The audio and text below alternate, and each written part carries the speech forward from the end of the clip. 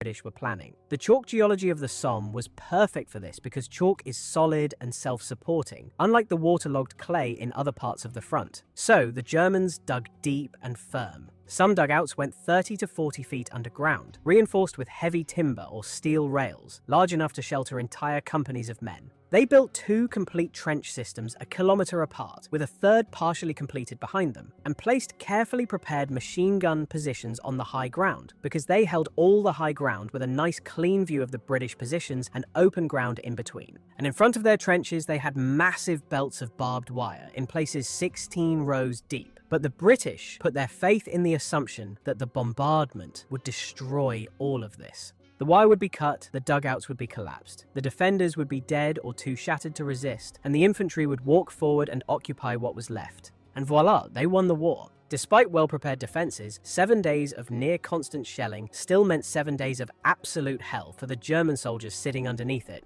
Dugouts crumbled and buried men alive. Some were dug out suffocated, others smashed beyond recognition. Soldiers trapped underground became hysterical, desperately trying to run out into the open. Even the rats went hysterical, flooding into the shelters seeking escape from the bombardment above. They couldn't get out for food and water for the entire 7 days of non-stop shelling. The only problem was that the patrols sent out during the bombardment week to check whether it was actually working came back with deeply alarming reports. Opposite several divisions in the northern sector, they found the wire intact, and in some places thrown into even worse tangles by the shelling, while German defenders stood alert and ready. Disturbingly, many positions were still standing as if nothing had happened. Plus, the Germans now knew exactly where the attack would come from, and they knew that it would be a major one because of the sheer scale of the artillery preparation. They had an entire week to prepare reserves and plan what to do when the ground attack finally began. The attack would go ahead as planned. In the early hours of July 1st, approximately 120,000 British soldiers moved into position along an 18-mile front. They filed through communication trenches in the dark, packed shoulder to shoulder into the forward bays. Officers moved along the lines with ladles of rum, with double rations that morning just to relax the soldiers a bit, before the biggest catastrophe in the British army. They were told that the bombardment and mines would annihilate German defenders, and that their only job was to get up, walk over and capture the ground, perhaps take some stunned survivors prisoner. And when we say walk over, that is exactly what they were told to do. Rawlinson wanted the advance to be conducted at a walking pace, in long, straight lines, 5 yards between each man, advancing steadily and in formation across no man's land. He wanted soldiers not to run and rush because they were inexperienced, like you heard earlier, and he worried that charging would break the order and make it impossible to command the men when the chaos began. On top of that, soldiers were carrying about 66 pounds of equipment on their backs, so running over the blasted terrain wasn't an option anyway. But as the bombardment had supposedly done the whole job, there was no need to hurry. At 7:20 a.m., the week-long artillery bombardment was due to finally lift and be redirected to the second German line. And then, at 7:28 a.m., 2 minutes before 0 hour, the British played their ace: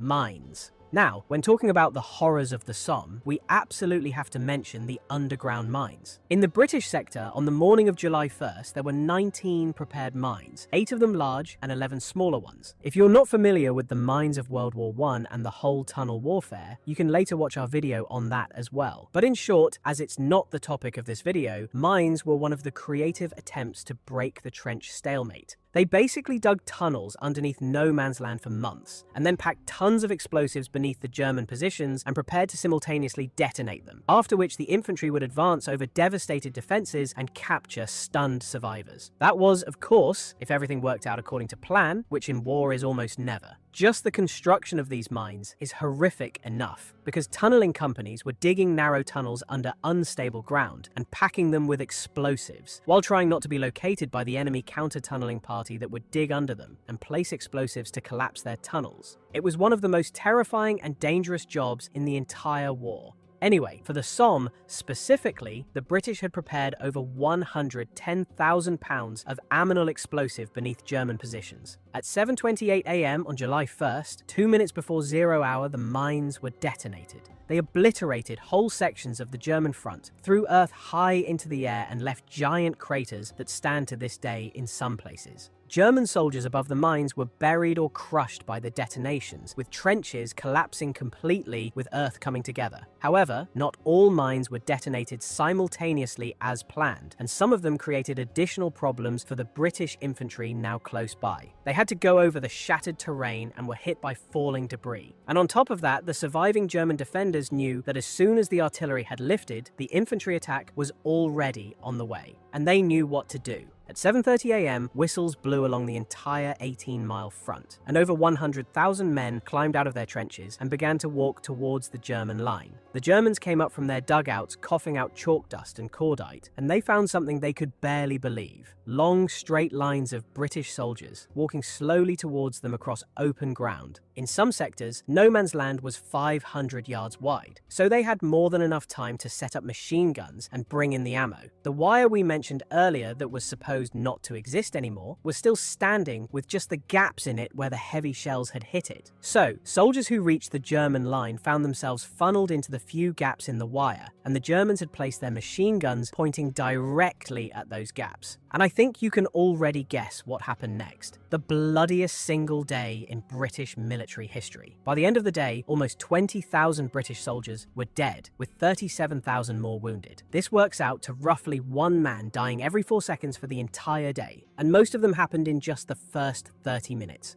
What happened in those first 30 minutes is almost impossible to put into words, but let's try. German machine gun crews opened fire and simply didn't stop, with some crews firing over 20,000 rounds that morning alone into the tightly packed funneled formations of British soldiers in the open. Germans looking out across no man's land later said they felt sick watching it. The wounded were perhaps the worst part, because the system to recover them simply didn't exist at that scale. There were 4 stretcher bearers per company, so wounded lay in no man's land for hours or days, some crawling backwards on their hands for 2 days before anyone picked them up because medical stations were overwhelmed. In one captured German trench, a long line of wounded British soldiers were found sitting where a medical station had been. The doctor and his orderlies had been killed by a shell, and the wounded men could only sit there and wait to die. Advancing troops were forbidden from stopping for wounded comrades. There was no time, and frankly, there was nowhere to take them anyway. So then there were the PALS battalions I've told you about earlier, and this is what I've meant by wait till you see how this serving together would backfire.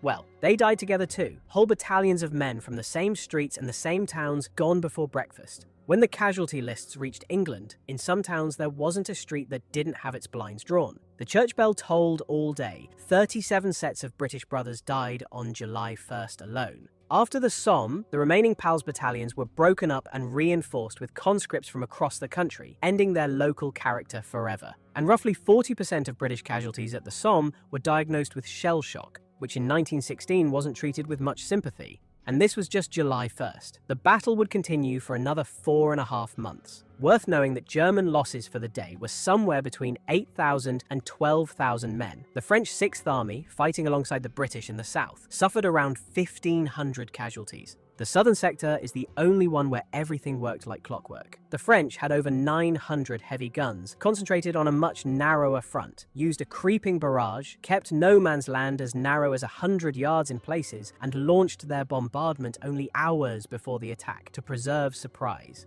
However, this success was never exploited because the British line to the north had collapsed. But Haig continued. For 4.5 more months, the battle ground on in a succession of grinding, bloody attacks that gained almost nothing. During this period, the British deployed the Mark I tank in battle for the very first time in history. So here's the final bill. British casualties, approximately 420,000. French, approximately 200,000. German, somewhere between 450 and 680,000, depending on who did the counting. Over 1 million casualties in 141 days, and all that for maximum territorial gain of roughly 7 miles. Bapaume, the town that was supposed to fall on day 1, wasn't taken until March 1917, and only then because the Germans voluntarily pulled back to a shorter defensive line. 72,337 men who died on the Somme have no known grave. Their bodies were so utterly destroyed by shell fire or swallowed by mud that they simply were never found. Their names are carved on the Thiepval Memorial, which stands 150 feet high in northern France.